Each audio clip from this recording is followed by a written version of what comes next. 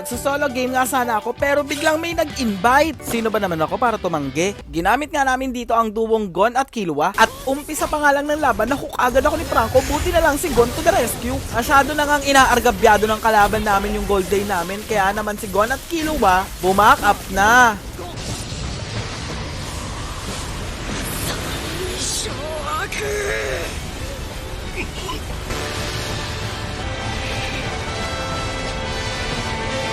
Boom! Sa pool!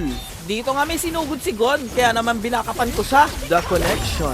Nagulat nga ako dito kay Franco. Akalain mo naka-damage type pala to. Buti na lang si Gon, nakapitas din ng isa. May nagpa-pick nga sa akin, tas pinagbigyan ko. Akalain mo lumabas bigla si Chudon. Sabi na nga ba eh. At dahil dyan, kahit san ka pumunta, susundan kita.